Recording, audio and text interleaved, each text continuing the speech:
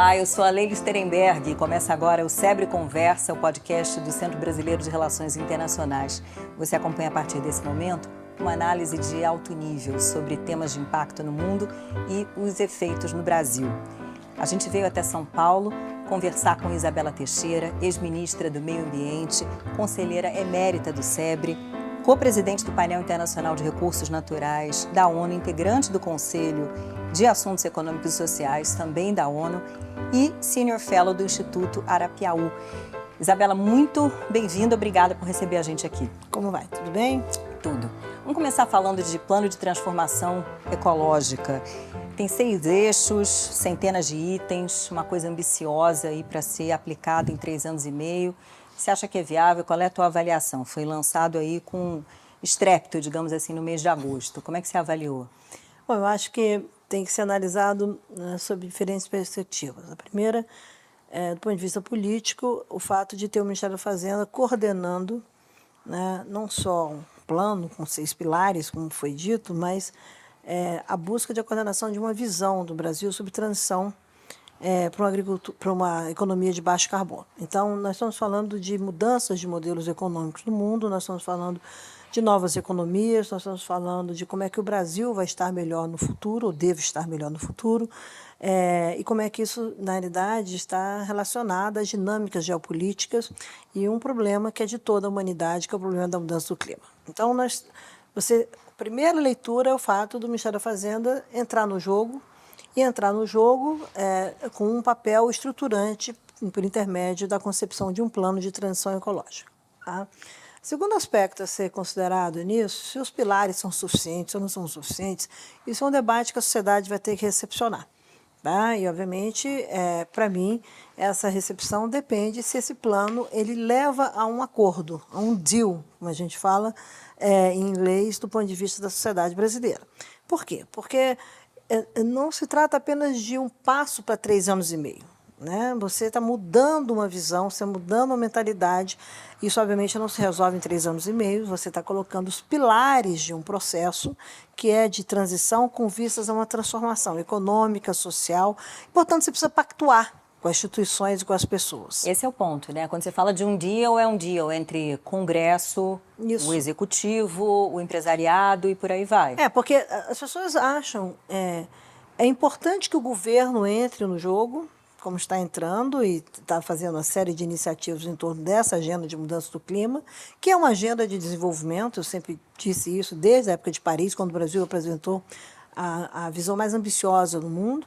Mas, por outro lado, é preciso entender como é que isso vai acomodar ou ser abraçado pelos vários contextos do Brasil, contextos econômicos, contextos sociais, institucionais, políticos institucionais, e, obviamente, como é que isso é viável do ponto de vista da leitura política, da leitura econômica, da leitura ambiental. O que significa isso? Significa que se você pega um plano como esse, pega o pilar lá da bioeconomia, né, como é que isso vai ser traduzido de fato, tá? Não em projetos demonstrativos, mas projetos estruturantes, iniciativas estruturantes que levem, sim, ao crescimento econômico, à inclusão social, à redução de pobreza, à erradicação da fome, etc, etc.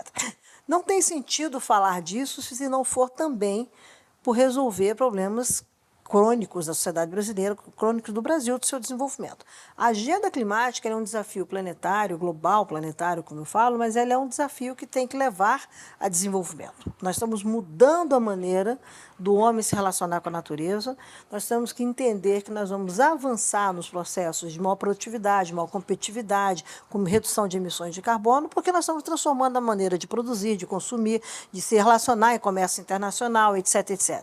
E isso significa economia. Isso significa desenvolvimento. Então, o plano é uma visão importante. O ministro Haddad veio a público falar sobre isso, o presidente Lula falou sobre isso, ou seja, a novidade é que você tem a Fazenda com o processo de Ministério da Fazenda, Ministério da Economia, com o processo de coordenação, divisão de atores de política. Agora, você não pode, Leila, achar que você faz isso da noite para o dia, porque você fez isso em Brasília e o mundo tem que seguir. Não. Você tem que ir a ter articulação política, e isso, obviamente, o presidente tem competência e excelência inquestionável para fazê-lo, aqui e lá fora, o que o Brasil quer dessa agenda, como é que isso se conecta com outros planos de governo, como, por exemplo, com o PAC, como é que é o diálogo? Como é que esses planos, plano de habitação, como é que você vai dialogar que você realmente assegure uma transição com vista a uma transformação? E, obviamente, isso tem que aterrissar, como eu falo, nas instituições como o Congresso Nacional.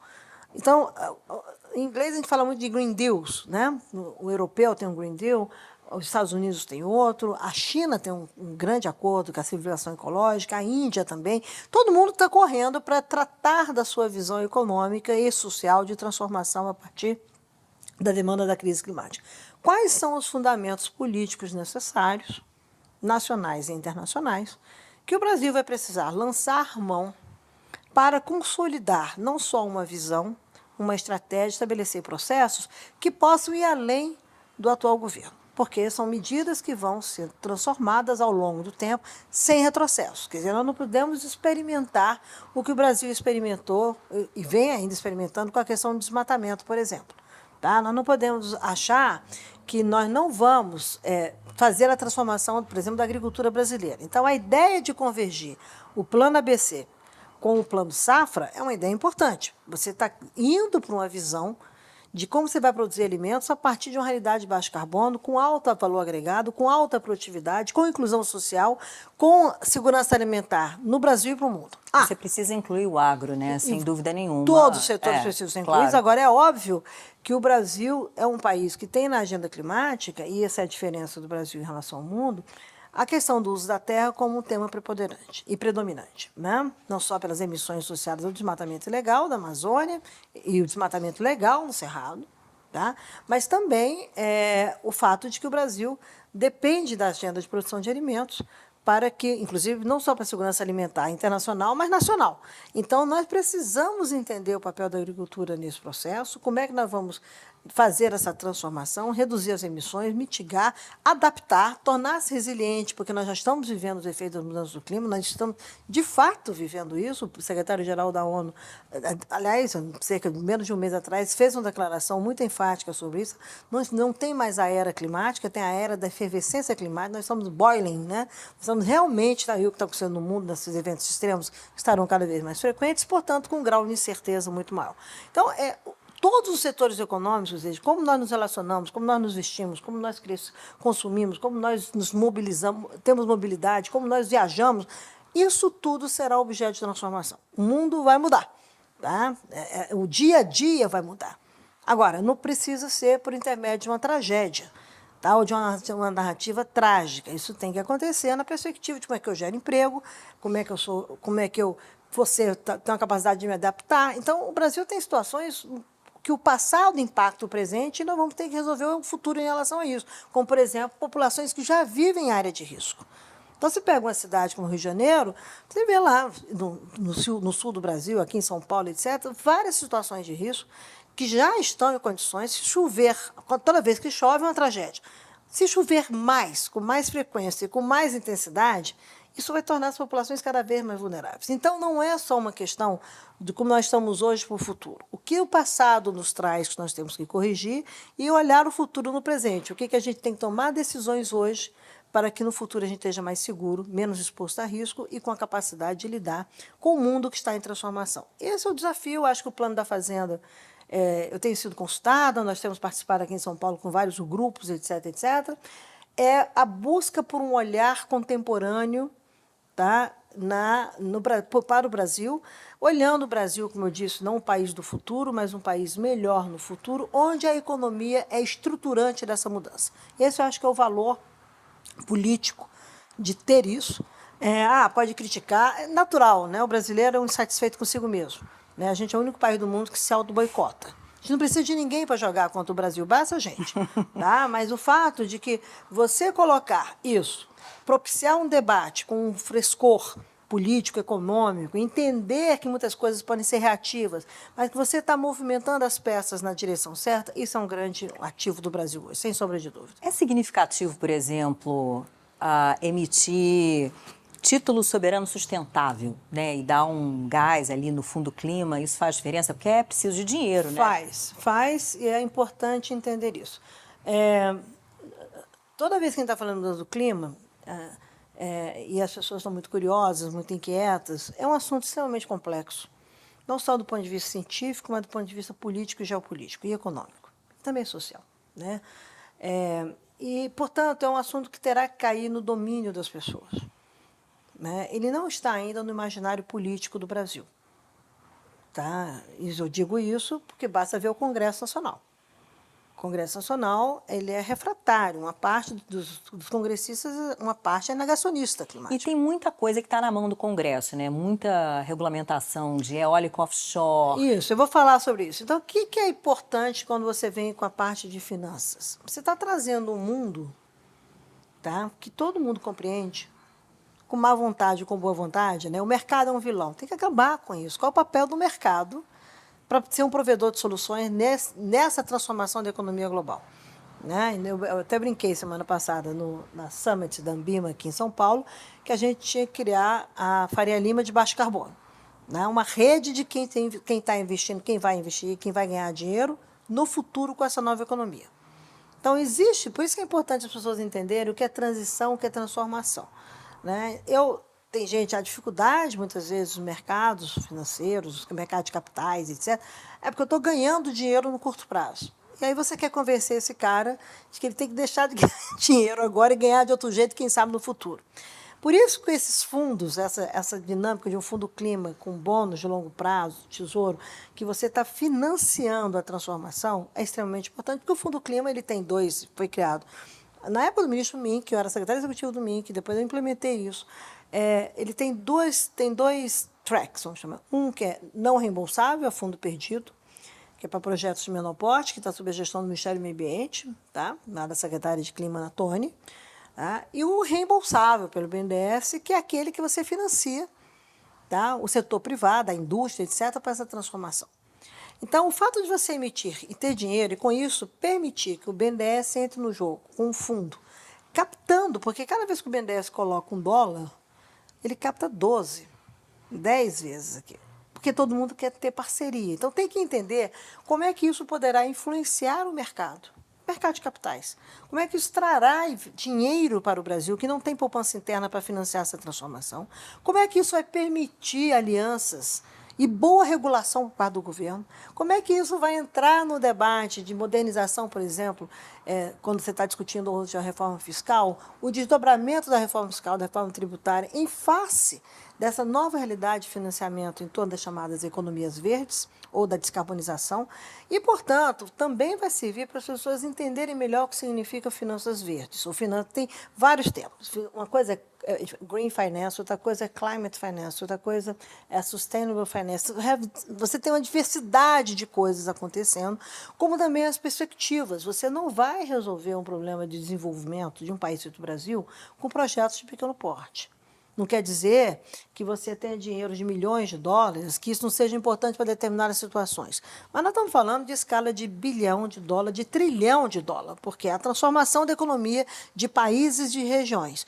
10% do PIB, né, 5% do PIB, 10% do PIB, 20% do PIB global. Você tem vários números sendo lançados no universo do mundo financeiro, mostrando as demandas de transformação de financiamento. Então, o Brasil entrar no jogo com um instrumento financeiro, com a credibilidade do BNDES, que é um dos principais bancos multilaterais nacionais de desenvolvimento no mundo, retomar o papel do BNDES, né, de ser um estimulador, de captar dinheiro, de trazer parcerias e trabalhar o processo de desenvolvimento do Brasil, gerando riqueza, empregos, reduzindo as desigualdades regionais, reduzindo as desigualdades sociais, entendendo o valor do recurso natural que o Brasil tem em abundância e sendo racional no seu uso em vez de desperdício, você tem tudo para que esse país se transforme na direção de uma economia de baixo carbono. Agora, precisa jogar o jogo não só no curto prazo, mas entendendo que esses pilares que podem ser colocados agora devam estar também daqui a 4 anos, daqui a 6 anos, daqui a 10 anos. Isso requer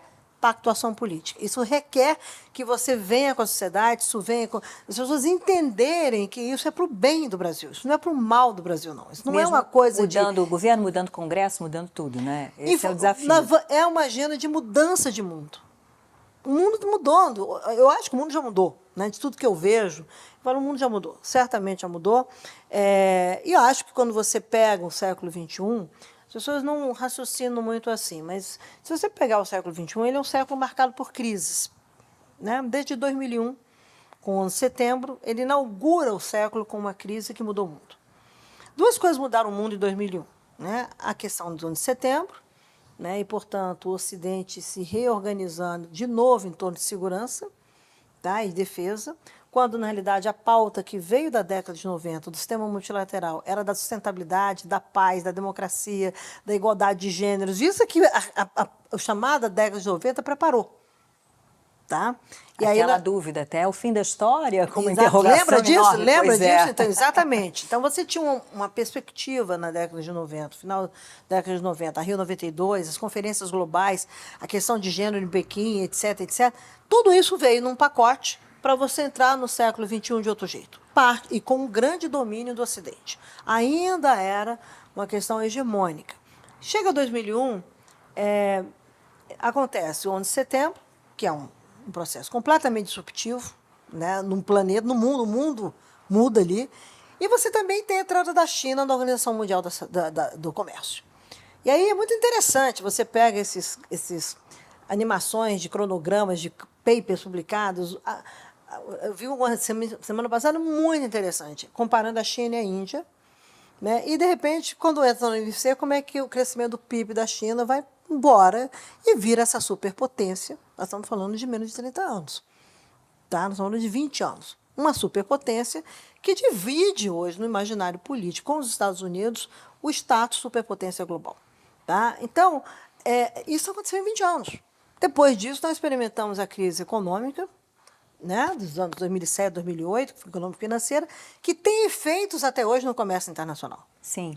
Tá aí o OMC, está aí o bloqueio. E se acirraram esses efeitos depois com pandemia, e aí guerra, você vem com a pandemia, sim. E agora você vem com a guerra.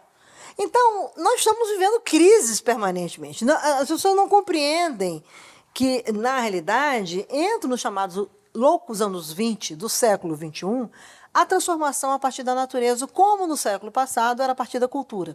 A humanidade muda o comportamento, aquela coisa espetacular da geração dos anos 20 do século 20, e hoje essa transformação, fazendo uma analogia para mim, nós vamos mudar a vida como nós mudamos no século passado. Vem um novo mundo, completamente diferente, tivemos guerras, bem, estamos vivendo uma guerra na Europa que é impensável ter uma guerra na Europa, impensável. Logo depois de Glasgow, quando se fez o grande acordo China e Estados Unidos com o clima, tá? Você arruma a conferência de Glasgow, todo mundo sai com otimismo, vem a guerra na Europa. E eu sei porque eu estou trabalhando no grupo que está pensando, já avaliando as consequências climáticas e ambientais da guerra. Nunca ninguém fez isso antes com uma guerra. Você vê como o mundo mudou. Tá? Você vê como as pessoas estão procurando essas relações de impacto de curto prazo e longo prazo. Uma coisa é a defesa, a questão da OTAN, a questão da Finlândia e da Suécia na OTAN. Isso coisas que não aconteceram na Segunda Guerra, mas pós-Segunda Guerra, mas acontece agora. Outra coisa é você lidar com essa contemporaneidade, quanto que isso retarda, por exemplo, a questão climática, soluções do clima. Isso são custos. Até porque jogou seu holofote de novo em combustível fóssil, né? A guerra As alianças trouxe essa todas premência. Colocadas, ali, os Estados Unidos e a Europa, todas em cima de combustível fóssil. Você volta a um debate que estava indo primeiro para um phasing down, depois para um phasing out, né? E aí volta essa história, você mostrou uma dependência de mundo enorme, tá? Sobre a questão de combustíveis fósseis, que é uma realidade. As pessoas devem lidar com isso com um pragmatismo muito grande. Eu não aguento esses achismos. O Brasil se ocupa de muito achismo. Tá? E pessoas ocupam politicamente isso de uma maneira, para mim, absolutamente contrária aos interesses da sociedade. Entendeu? Então, no fundo, nós temos que aprender a saber discutir o Brasil. Nós precisamos conhecer o Brasil. Acho que é uma oportunidade incrível o brasileiro conhecer mais sobre a realidade e os desafios do seu país. Não ser a personagem que acha assim, nós somos imbatíveis, que nem tinha na seleção brasileira de futebol, né? Aquela coisa na década de 70, 90 milhões em ação sobre a seleção, estamos perdendo as Copas todas, entendeu? Porque o mundo mudou. Então você tem que entender como é que você vai ser um jogador estratégico, continuar sendo um jogador estratégico, mas com um ar contemporâneo e não um ar do passado. Isso é fundamental para a nossa atuação frente ao G20, né? Que a gente tem que tomar muito cuidado para não perder essa oportunidade. A gente tem que entender o que a gente quer como país para exercer uma liderança, né? Afinal de contas, política externa se dá em função dos interesses nacionais. Então, que interesses nacionais, afinal, não? Eu acho que não só política externa, né? Eu acho que aí Eu daria um tom um pouco mais amplo, que é a questão da inserção internacional e a cooperação internacional. E a cooperação internacional não acontece mais somente por intermédio das políticas externas de governos em relação de Estados. Tá? O setor privado, por exemplo, a filantropia, são atores essenciais nesse processo de aproximação, de convergência de interesse, de construção de fluxos, de soluções, de processos, de caminhos entre sociedades, por exemplo. Então, você consegue, muitas vezes, transformar uma realidade tendo como leverage um dinheiro de filantropia e uma associação privada com arranjos de interesses comuns, de convergência de interesses, e você vai ali e produz uma nova situação, tá? Uma nova realidade que vai levar a desenvolvimento, a inclusão social, etc. Então, é importante para mim que no século passado, né, eu sou de uma geração que eu uso o século passado e o atual, a gente dependia muito dos governos, dos estados. Está aí a crise do multilateralismo. É um dos sinais agudos, né? E a ONU se renovando. Nós, na ONU, estamos nos renovando o tempo inteiro, todo mundo procurando. Antes, as soluções eram só pela ONU. As soluções também são com a ONU, ou pela ONU. Então, você tem um olhar diferenciado sobre isso hoje e que nos permite, de fato, entender esse mundo que converge com essa crise planetária, como a gente chama, né, que é a crise ambiental planetária, poluição, biodiversidade e clima, converge com a chamada era digital tecnológica. Então, quando você entra numa nova dimensão de era, essa convergência com a digital tecnológica e a emergência de uma era biológica, que você vai ter que fazer tudo isso, com 10 bilhões de pessoas no planeta, dependendo da natureza, você entende que o framework, a estrutura que vai recepcionar o mundo, não é aquela que a gente pensou pós Segunda Guerra Mundial, que a humanidade pensou pós a Segunda Guerra Mundial, que dividiu, desenhou o poder do mundo, e o poder do mundo hoje é de outra natureza, como é que ele se coloca, e ainda se coloca numa era digital tecnológica. Então, não tem como você achar que você vai discutir isso, tá, numa perspectiva sem entender como é que você chega até aqui, e sem entender como é que essas relações entre sociedades, entre países, entre governos, dar-se-ão daqui para frente. O Brasil é um país que tem um ativo enorme, porque o Brasil, além de ter uma sofisticada diplomacia, ter uma capacidade, uma elite intelectual importante, não é só na diplomacia, na economia, na sociologia, na ciência política, nas relações, na biologia. O Brasil tem uma ciência muito capaz. Tá? Instituições que elas têm uma resiliência enorme, porque a sociedade brasileira, se tivesse realmente dimensão de tudo, tá, estaria brigando para não promover contra a destruição das instituições. Mas o que eu quero dizer é o seguinte: quando você olha essa trajetória, quando você enxerga esse país, que é um país provedor de soluções, ele tem singularidades como a Amazônia e 8.500 quilômetros de costa, ele tem o Atlântico Sul, tá, sob seu domínio do lado de cá. Tá? O que o Brasil quer disso? Como você falou de wind offshore, etc., nós precisamos ter uma visão, precisamos ter um plano sobre... Nós temos petróleo e gás, nós temos pesca, nós temos a questão da zona costeira, o aumento do nível do mar, uma série de coisas. Recife é a 16ª cidade mais vulnerável do mundo, a questão climática. Como é que a gente quer lidar com isso? Se a gente não tiver uma visão, vira achismo. É o que eu chamo de achismo. Eu acho isso, eu acho aquilo, eu acho... Não pode ter petróleo no Brasil. Não pode... Não. Calma.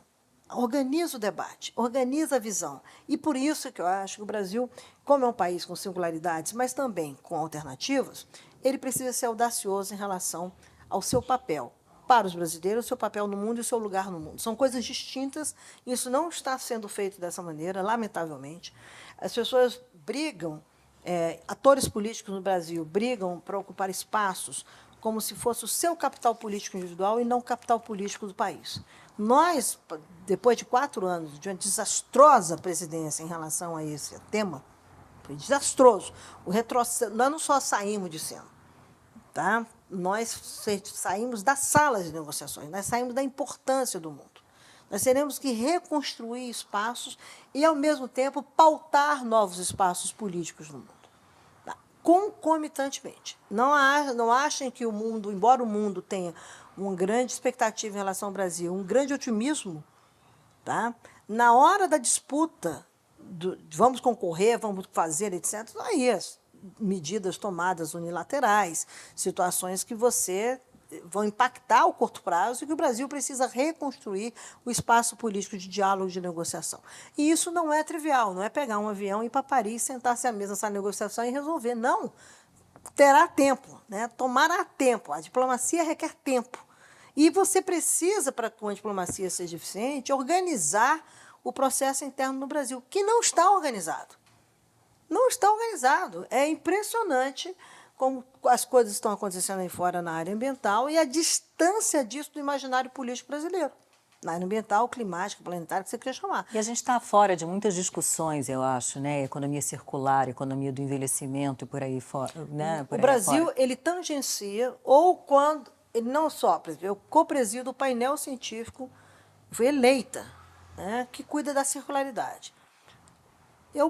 Todos os debates que eu entro no Brasil sobre circularidade é sobre resíduos. Quando o debate é sobre o uso eficiente de recursos naturais. Resíduo é o fim da cadeia. Um país que detém reservas estratégicas de recursos naturais como país, como a questão da maior reserva hídrica do mundo, qual é a visão estratégica do Brasil sobre isso? O Brasil está discutindo se a Agência Nacional de Águas fica no Ministério do Desenvolvimento Regional ou no Ministério do Meio Ambiente. A lei no Brasil é muito bem concebida, nós estamos falando de um recurso natural, um recurso biológico. Portanto, aquele que gere o recurso biológico sem interesse econômico, com a visão de país, é que deveria deter, que é a área ambiental. Tá? Não, fica uma discussão tola, extemporânea, eu vou usar uma expressão até meio sensível, vulgar, do ponto de vista da estatura do Brasil. O Brasil se apequena nesse tipo de debate quando você coloca atores no Congresso Nacional e fora do Congresso Nacional despreparados para lidar com isso. É um despreparo sem precedentes. As pessoas reagem pelo fígado e não pelo interesse do país. Não são brasileiros. Falam de nacionalismo, não sabem o que significa isso. São estreitos na sua visão de desenvolvimento do país, os interesses estão no país, resolvem personalizar as coisas. Não façam isso. Nós não estamos discutindo se você gosta de mim ou a sua filha. Você não gosta de mim, mas a sua filha gosta. Eu estou discutindo o país, eu não estou discutindo... Eu posso estar aqui hoje, em determinada função, amanhã eu não estarei, mas a trilha do país tem que estar colocada. Eu acho que é isso que o Brasil precisa entender quando ele vem para esse debate. Ele não é mais algo, usando a sua colocação, de política externa que eu esperava o diplomata, o embaixador ir lá fora e resolver o problema. É também isso. Mas o embaixador, para chegar lá fora e resolver isso, os diplomatas, ele precisa de uma construção aqui que tem relação de causa e efeito. E essa construção também não é só das instituições públicas. Aí você pega um jornalista especializado em determinado tema, ele se apaixona. Eu não conheço um jornalista na área ambiental que não vire militante da causa. Né? Começam sem saber e viram militantes. O que é isso? Como é que ele traduz isso no efeito econômico, no efeito social? Como é que ele explica isso? Então, você precisa juntar os formadores de opinião. Você precisa juntar quais são as escolhas de chamados trade-offs que estão no curto prazo ameaçando e explicar isso à sociedade brasileira e não polarizar como um ativo político. Então, eu vivo de problemas. Eu acho que não pode, a agricultura brasileira não pode ser questionada sobre a questão do desmatamento. Por que não? Mesmo que ela não desmate, na sua maioria, ela tem que ser um ator político com a responsabilidade de não ter mais desmatamento no Brasil. Porque o agricultor no Brasil, é o que primeiro sabe da importância da relação da natureza com a produção de alimentos. Então, a atitude política, ao invés de ser de polarizar, deveria ser de construção de convergência. Polariza naquilo que você tem que polarizar, mas isso são 10%. E converge naquilo que você identifica com interesses que são comuns. Você não precisa pactuar porque você está do meu lado. Mantenha a sua independência. Eu não estou discutindo isso, mas, peraí, isso aqui é um interesse do país, vamos discutir com gente grande como é que a gente coloca a solução aqui e como é que se resolve de fato. Porque, senão, é aquela coisa, você faz os acordos políticos no Brasil, eu, como fui ao Ministério, fiz isso, e aqueles que foram derrotados no acordo político, perderam no Congresso Nacional, depois questionaram isso junto ao Supremo e foram derrotados no Supremo de novo. Isso atrasou 5 anos a implementação do Código Florestal. Estranhamente, querem tocar, acham que tem credibilidade política para implementar o Código Florestal. E aí você polariza, o que não é para polarizar. Você tem que criar as condições de vir juntos, porque foi isso que propiciou que 5 milhões de agricultores voluntariamente preenchessem um cadastro ambiental rural e topassem, acreditassem no pacto político que fosse feito. Então, é importante pactuar, é importante mostrar os interesses, é importante dar a palavra, é importante chegar e falar assim, vai ser desta maneira, e por isso que eu acho que os pilares da questão do plano, transição ecológica, econômica que vencer, isso precisa se desdobrar depois num pacto político, num grande deal, você pode chamar green, o carbon, low carbon deal, o que você queira chamar, entendeu? Plano do Haddad, não interessa o acordo, como é que você vai trazer a sociedade, como é que você vai trazer o Congresso, como é que você vai trazer o Supremo Tribunal Federal. Tá? Porque você tem que trazer o judiciário, como é que você traz o Ministério Público, as instituições e a sociedade. E essa agenda não é uma agenda prerrogativa dos ambientalistas. Isso é outro ponto importante. Não darão conta do desafio. Eles não têm os elementos, como também os ruralistas não têm os elementos. Aliás, o Brasil tem que parar de falar disso. Sabe, separando os grupos. Isso é de um apequenamento do país, na minha opinião. Isso não serve. Serve para quê? Para polarizar. Não serve para convergir. Serve para brigarem, para dizer, não, eu sou contra você. Serve para CPIs. Para quê? É uma coisa patética. Você tem que falar de produção de alimentos. Produção de alimentos no Brasil significa pequeno, grande, médio. Conservação tem que estar presente, segurança tem que estar presente, desigualdade social tem que ser enfrentada, territórios protegidos devem ser considerados, os direitos de populações indígenas, populações quilombolas. E eu estou desenhando isso nos territórios de produção de alimentos e falo assim, aqui eu tenho uma trajetória, quero o Objetivo de Desenvolvimento Sustentável, Índice de Desenvolvimento Humano, Parará, em 10 anos o Brasil tem isso preenchido. Isso é que é pactuar. E a sociedade cuida, porque o seu Paulinho, a dona Maria, que estão lá produzindo, estão lá trabalhando, na cidade que vive daquilo, que estão na cooperativa, eles vão cuidar. A minha experiência, eu vi isso ao vivo em cor. E o brasileiro, quando entra, quando você desenha assim, eu quero que você se comprometa, está aqui, venha comigo. Os catadores são isso, os agricultores familiares, os grandes agricultores são isso. Você vai para os setores, você tem que gerar credibilidade. Você tem que gerar... E como é que você gera credibilidade? Eu estou junto com você, entendendo o seu problema e vamos pensar junto a solução. E não dizer que você é o problema e eu sou a solução. Mercado de crédito de carbono é algo que para muita gente soa absolutamente abstrato, né? Mas é algo que está em construção no Brasil. Você acha que a gente está indo no caminho certo e vai fazer uma grande diferença? Vai, mas depende tudo também, de novo, de estratégia de divisão. O mercado de crédito de carbono está no Acordo de Paris. Tá? Na realidade, a primeira experiência de crédito de carbono vem com o Kyoto, o protocolo de Kyoto. Portanto, existe desde 97. Tá? As pessoas querem criar invenções, etc., etc. Não.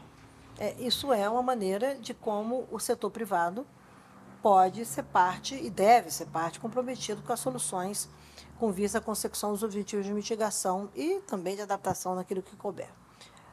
Quando foi do Acordo de Paris, o Brasil foi um dos países que defendeu veementemente o famoso artigo 6, que tem ali os mecanismos por intermédio dos quais você faz o mercado de carbono. Né? Então, você tem um mercado voluntário, né, que não está submetido à questão de adicionalidade e, portanto, aquilo que o país vai estar medindo e entregando como resultado de redução de emissões, e aquele que é o regulado, tá, que está lá colocado no Acordo de Paris, mostrando que você pode e deve fazer uso disso, países ou situações ou territórios que têm capacidade de atingir metas de mitigação, de corte de emissões e, com isso, ter crédito de carbono para oferecer para outros países, para empresas, etc., que não têm condições, naquele período de tempo, de resolver a sua equação climática. Então, você vai e compra um crédito e, na balança geral, você está deixando de emitir.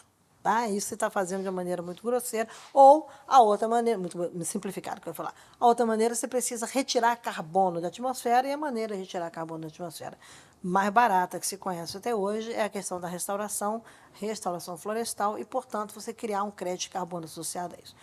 O que o Brasil tem que fazer? O Brasil tem que colocar isso na visão de como é que ele vai ter as suas trajetórias de redução de emissões, como é que ele vai fazer as suas NDCs, né? Qual é a meta? Você vai manter aquela meta que a gente fez de 1,1, 1,2 gigatoneladas? Acho que é isso, pelo que eu estou ouvindo do governo. Vão resgatar o que foi feito em 2015.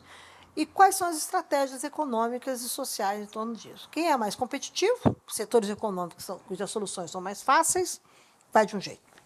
Setores onde as soluções não são mais tão fáceis, que tecnologia, porque você precisa de tecnologia, como é que você vai neutralizar emissões, quais são as estratégias, e aí você pode e deve fazer uso também de mercado de carbono. Então, o regulado pode entrar nesses setores, por exemplo, cimento, que é um carbono intensivo, você pode usar para financiar essa transformação, etc, etc.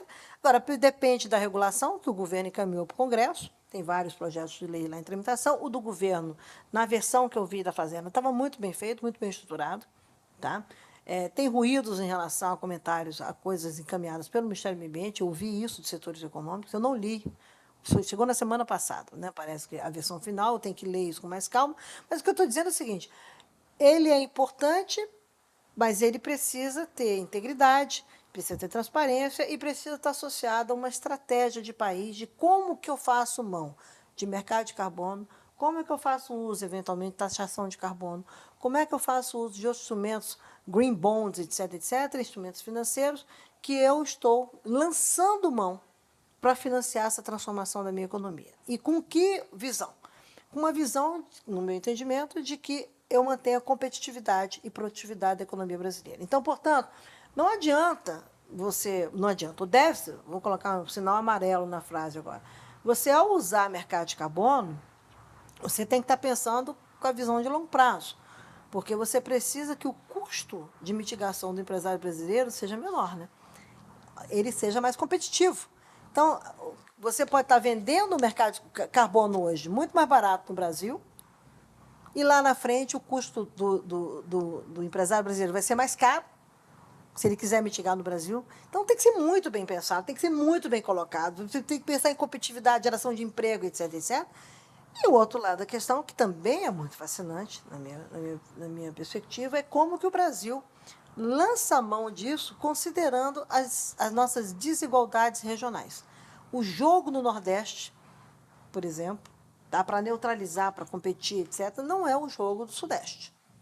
Como é que você vai fazer isso? Como é que você vai pactuar esse desenvolvimento regional, subnacional, para você, com isso, reduzir desigualdades e eliminar a pobreza, etc. Eu acho que o Brasil, se eu estivesse no governo hoje, eu estaria insistindo que toda a visão do país, tá, com competitividade, produtividade, inovação tecnológica, exportação, mercado internacional, ótimo, mas tudo teria que ter uma externalidade positiva, que é reduzir a pobreza nesse país, enfrentar desigualdades sociais e ambientais e acabar com a fome. Isso é um compromisso que o país não pode. O país não pode errar mais nisso. Tá? O Brasil ele não tem como deixar isso para trás. Tá? Então, isso é uma questão, de novo, que requer pactuação. Então, o mercado de carbono vem aí uma discussão importante, o BNDES, com integridade de carbono, isso é essencial, o voluntário. Tá? É essencial que o regulado venha dentro dessa estratégia de curto prazo, longo prazo, como é que os agentes econômicos. É essencial que isso esteja refletido no mercado de capitais. É essencial que isso esteja nos vários mecanismos de financiamento verde, de carbono, etc. São vários mecanismos. E é essencial que também trabalhe nas várias escalas. Tá? Nós estamos falando, a escala de $1 trilhão não é para uma turma que não tem envergadura para isso. Tá? Então, você tem que saber lidar, tá, com o que é filantropia, qual é o papel de filantropia, qual é o papel de uma filantropia internacional. Ou seja, o que eu estou dizendo é que não vai ser com o Leonardo DiCaprio que você vai resolver os problemas de baixo carbono do Brasil. Entendeu? Tem um papel importante na interlocução, como também tem um outro lado, que você pega a Noruega, que é uma grande parceira do Brasil com o Fundo Amazônia, etc., ela é uma grande produtora de petróleo e gás. Então, é óbvio que você precisa entender que esse dinheiro que vem do Fundo Amazônia, doado pelos noruegueses, vem da questão de petróleo e gás. Então, tem que ter cuidado com os debates. Por isso que eu falei, você tem que pactuar, você tem que entender a transição e a transformação. Esse país, que é um parceiro do Brasil, está procurando os caminhos. Esse país investe no Brasil, além do Fundo Amazônia. A Alemanha investe no Brasil, a França investe no Brasil, e o Brasil investe nesses países. Né? O contrário também é verdadeiro. Os investimentos brasileiros na Europa são macios, são muito grandes. Então, como que a gente quer olhar esses parceiros, competidores, a vida é assim, como é que a gente quer pactuar esse futuro e não fazer uma vilanização, uma disputa que me parece tola, tá? Me parece muito aquém do que o Brasil do que o Brasil deverá ser no futuro. Então, um debate que cabe, é importante, precisa ter serenidade, não pode ser feito, desculpe a expressão, por aloprados ou por atores do achismo climático. Não é assim. Tá? Nós estamos falando de economia, desenvolvimento, de questão social, estamos falando de proteção ambiental. Portanto, nós temos que ter um debate muito equilibrado, muito equilibrado sobre os caminhos que o Brasil vai vai tomar, e como é que o Brasil vai querer testar isso no médio e longo prazo. Não deu certo? Corrige, ajusta. Estou falando isso porque eu me lembro quando a gente fez o semestre ecológico no Rio, com o ministro, então, hoje o ministro Carlos Micco, que era o secretário. O secretário de Fazenda era o Joaquim Elivy, é um dos melhores modelos que tem no Brasil. E vinha de uma experiência anterior, que nós ajustamos, melhorando, está aí. Quer dizer, outros estados têm semestre ecológico, outros estados, Paraná faz isso, Goiás faz isso, que bom. Agora, como que o Brasil junta isso e faz uma avaliação? Aumentou, por exemplo, a percentagem de área protegida no Brasil por conta desse instrumento? Essa é uma pergunta importante. E as pessoas perdem a relação de causa e efeito. E quem decide isso, quem se beneficia disso direto, é o prefeito. Como é que os prefeitos... Então, cada vez que eu vou no encontro do prefeito, eles falam de semestre ecológico. Muito interessante. Tá? Era muito interessante. Eu chegava e falava assim, porque é a realidade, é direto da realidade deles. Tá? Como é que esses instrumentos de clima caem na realidade de um prefeito? Como é que ele maneja isso? Como é que o mercado de carbono maneja uma realidade de prefeito, da Dona Maria, do seu... É assim que se transforma o país. Você faz as grandes discussões globais, planetárias. O Brasil é um país estratégico para a segurança climática no mundo, mas também deve ser estratégico para a segurança climática do seu Pedro, da Dona Maria, dos prefeitos. Os prefeitos entendam, eles devem entender isso. E não achar que é me dar um dinheiro aí. É esse imaginário do Brasil de que vamos ter trilhões, virou assim o baú da felicidade do carbono. Eu falei, gente, pelo amor de Deus. Tá? Esse imaginário do Brasil de que o mundo nos deve, não. A gente tem que ir lá definir o que a gente quer, a gente tem que ir lá ter as alianças que a gente precisa ter, a gente tem que construir com os outros, não se faz sozinho, não adianta, não vai ser assim. A gente tem que ser parte de um grupo que vive das soluções. E, como eu disse, eu comecei a falar anteriormente, o Brasil é um país que tem não só uma diplomacia muito competente, mas faz parte do famoso grupo dos 15 países do mundo que tem relações com todos os países do mundo. A gente tem que entender isso como um ativo contemporâneo do país. E isso tem que estar no imaginário político, mesmo de um deputado que não tenha nada a ver com isso. Ele tem que entender por que a produção de alimentos de uma determinada região do Brasil dialoga com esse ativo político desse país. Se não entender, não tem condições de representar o Brasil. Entendeu? Não tem condições de representar o povo brasileiro. Tem que acabar com essa visão pequena de que porque eu venho de uma determinada região, de uma determinada comunidade, legítimo que seja eleito, longe de mim, eu sou uma pessoa absolutamente pró isso, porque eu sou pró-democracia. Agora, ele tem que entender que quando estiver sentado no parlamento, ele defende o país. E ele não pode apequenar esse país. Portanto, a crise planetária, ambiental planetária, ela vem junto com a outra crise, particularmente no Ocidente, que é a crise da democracia. A responsabilidade nossa de entender essa agenda, também com o exercício da democracia, ou da renovação da democracia, dos partidos políticos, esse debate nem existe. Não existe, o mundo está mudando e os caras estão discutindo emenda secreta. Sabe? Então, é impossível você querer ser um país contemporâneo quando o atraso do seu passado quer estar no presente. Isso tem que ser banido e isso depende de grandes acordos e depende da sociedade brasileira. Agora, o que eu aprendi na minha vida política é que quando você explica, quando você vai para a ponta, eu sentava com sem terra, com um agricultor familiar, com um grande produtor, enfim, com os catadores, eu ia sentar, deixa eu entender o problema. Tá? E que eu não ia com fórmulas prontas, eles pactuavam e entregavam. Ou seja, dê a palavra e cumpra. Não faça disso uma bandeira para viver de problemas, para se vitimar, etc, etc. O Brasil não precisa de mais vítimas. O Brasil precisa de soluções. Nós estamos vivendo um momento extremamente importante no Brasil, não só da retomada, né? Brasil is back, como o presidente fala. Eu gosto sempre de provocar. O futuro precisa estar de volta ao Brasil. Toda essa pauta é sobre o futuro. É sobre as novas gerações, é sobre nós no futuro. Não é aquela geração que você não enxerga. Não, são os jovens e nós vamos estar juntos no futuro, porque você tem a questão da longevidade, né? Você tem uma care economy que está vindo aí como uma solução para a geração de empregos numa sociedade cada vez mais automatizada. Você vem com a questão da circularidade, com as chamadas novas economias, que significa você zerar resíduo, mas também usar melhor recurso natural, entender quem não tem recurso natural e oferecer. Ou seja, é preciso ter um novo olhar sobre o futuro e sobre o país. Né? Eu acho que o Brasil ele é muito refém de um passado, ele gosta de ditar o passado. Ele tem que superar a agenda da reparação, porque nós somos vítimas, porque nos tiram, ou da consagração, porque nós somos o máximo. Ninguém vive assim mais.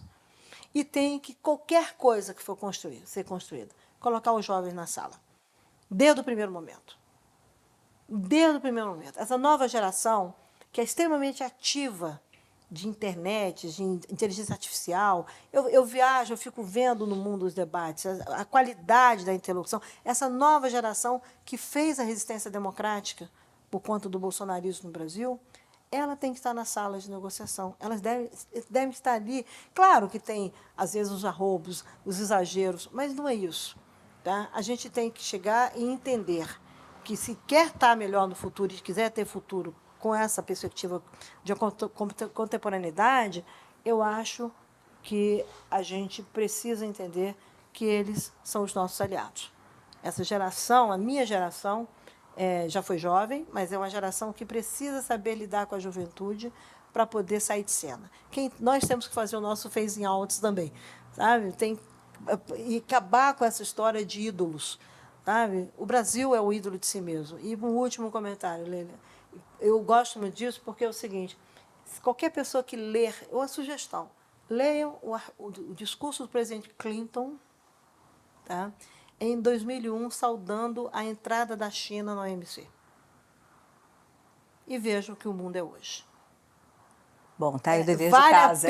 Vale a pena ler, eu reli há pouco tempo, vale a pena ler a visão de poder de mundo, de domínio de mundo, o olhar sobre uma sociedade, sobre um país que é uma civilização, né? Que representa uma civilização. E vejam o que é hoje. Então, nós estamos falando de 22 anos.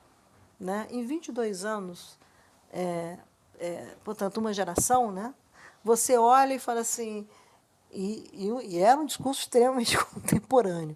É fascinante ver o mundo nessa transformação, eu acho fascinante, eu sou apaixonada pelo futuro, e, portanto, eu acho que as pessoas devem ser menos reativas e serem mais propositivas. O fato do Brasil, como você falou, G20, Brasil com COP, que são 10 anos de Paris, a COP30 aqui no Brasil, eu lanço um desafio. O Brasil deveria estar pensando o que nós queremos de 2025 a 2035. Então, eu lanço o Brasil 2035 aqui.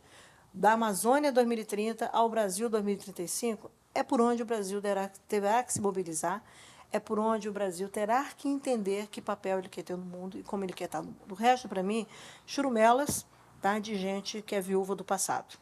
Eu preciso estar muito bem ativa no futuro e discutindo um país que é, como eu falo, um provedor de soluções e um provedor de paz, de solidariedade. Está na hora da gente voltar a ser um povo solidário. Essa é uma característica do brasileiro e o mundo precisa de solidariedade. Esse é o grande ativo de soft power do mundo. A gente não vai ter arma, isso é uma bobagem. Nós vamos resolver isso, isso é um desastre. Mas a gente pode ser um provedor de soluções do mundo. Por que não? Depende só da gente. Muito obrigada de verdade, adorei. Obrigada a vocês que acompanharam essa riquíssima conversa com a Isabela Teixeira. SEBRE Conversa fica por aqui. Esse podcast tem a direção feita por mim, Leila Sterenberg, e pelo Felipe Vasques, edição do Felipe Vasques, produção da Daniele Tomazelli, produção executiva do Pedro Formitag, trilha sonora original do Marcos Souza, trabalhos técnicos do José Batista, Catê Takai, Adalto Vieira e Eduardo Pique, com apoio técnico da HD Solution.